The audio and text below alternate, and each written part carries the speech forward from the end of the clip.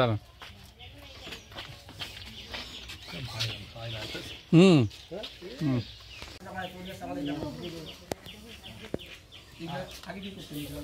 আগে তাতে ছিল কেউ ইটবাটায় কাজ করতো, কেউ জঙ্গলে কাজ করতো, তারপরে এই ফুচকার ব্যবসা হাত থেকে এই মোটামুটি আগে যা লাভ করতে ছিল এখন তা নেই।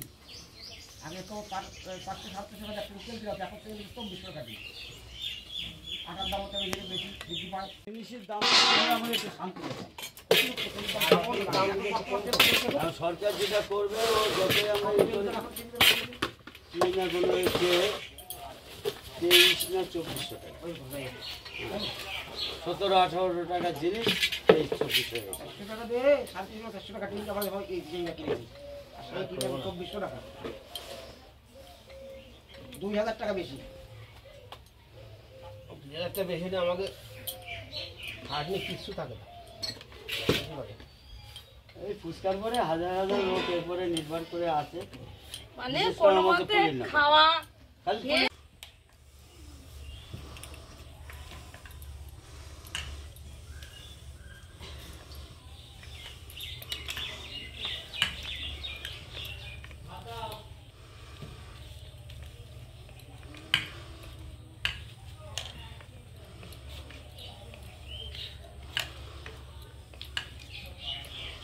একটু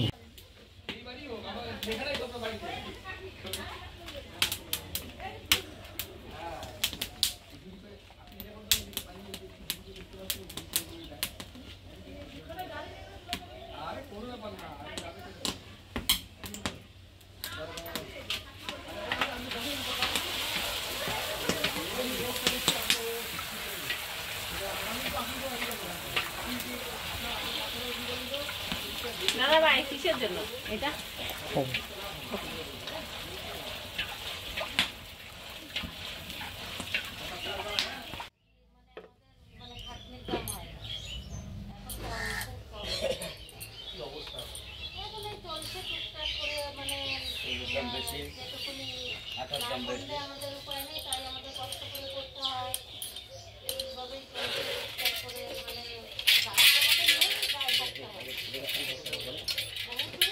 এই ব্যবসাটা এই যাই হোক আমাদের পাড়া বলে না, আমাদের এখানে যে রানাঘাট পুলিননগরে এখানে বলে না, এই একদম মানে অনেক অনেক জায়গায় এই ব্যবসাটা এমনই ছড়িয়ে গেছে। এই ব্যবসা করে মানুষ দিনপাত চলে, মানুষের মানে যে খুব হাইফাই ভাবে চলতে পারে না, কোনো মতে খেয়েটে কোনো মতে মানে দিন চলার মতনই মানুষ বেঁচে থাকা। আগে তো লাভ ছিল, আগে যাই হোক একটু কম, সবকিছুর দাম কম ছিল, তখন একটু লাভ ছিল। কিন্তু এখন যদি আমরা এই যে পরিশ্রমে এখন দুপুরবেলা এখনো খাওয়াও হয়নি, এখন আমরা সকালকার খাওয়া দুপুরে খাই, দুপুরের খাওয়া রাত্রে খাই, এর পিছনে এতই খাটনি আমাদের, মানে এই সব করে দেখা যাচ্ছে কি আমাদের কিচ্ছু থাকে না। আমরা যদি খাটনি ধরি আমাদের কিচ্ছু থাকবে না, আমরা এই পরিশ্রমটা ধরেই নি। এই যে কখন বসেছি, কম করে 12টায় বসেছি, এখনো উঠাতে পারলাম না। তারপরে এইটা আবার যাব ভাজতে, আমাদের শুধু রাত্রিরে মানে ভেজে ঘরে যেতে যেতে আমাদের 10টা বেজে যাবে। তারপর রাতকার খাওয়া খেয়ে আমাদের শুতে শুতে 12টা বেজে আবার পরের দিন কত করে করেন রুটি? দিনে 2বার করে মাখা, সকালে হয়তো 5 কিলো 6 কিলো মাখা হলো, সেটা হয়তো 2-2.5 টিম লাগলো ভেজে উঠতে। আবার দেখা যাচ্ছে ছান ফান করে আবার নিয়ে বসলাম, আবার দেখা যাচ্ছে কি রাত 10টা লেগে গেল, আবার বিকেলে 5-6 কিলো মেখে উঠতে উঠতে। মানে পরিশ্রম আন্দাজে আমাদের একটা পয়সা না, মানে কোনো মতে আমরা মানে দিনপাতটা চলে এইভাবে। কতদিন যুক্ত আপনি? হ্যাঁ, কতদিন যুক্ত? এতে তা আমি 25 বছর। বিয়ে হওয়ার পর থেকে? বিয়ে হওয়ার তা 10-12 বছর পরের থেকেই লেগেছি। আগে আমার স্বামী বিক্রি করতো, তারপরে ওনার মানে অসহায় হয়ে গেল, ওনার আর মাজার প্রবলেম দাঁড়িয়ে গেল, আর হলো না। তারপরে আমার ছেলে বিক্রি করতো, ছেলেও মানে লকডাউনে বন্ধ হয়ে গেল। এখন আমরা বাড়ি করি, করে ওই পাইকারি দিই। কি নাম আপনার? আমার নাম ইলা বসু। আসতে চাও না তুমি? দেখো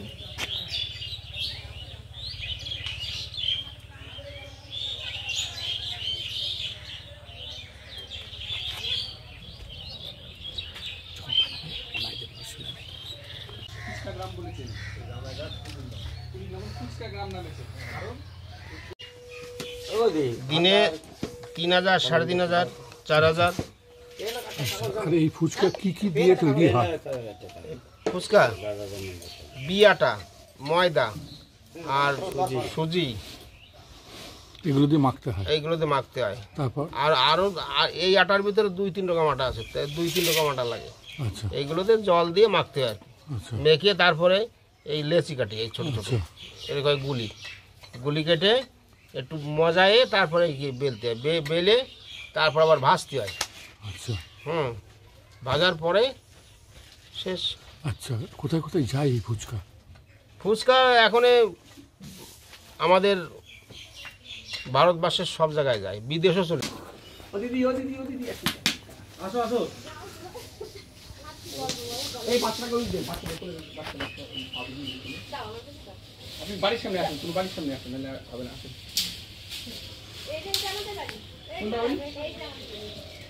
পাকা বাড়ি দেখাবো না।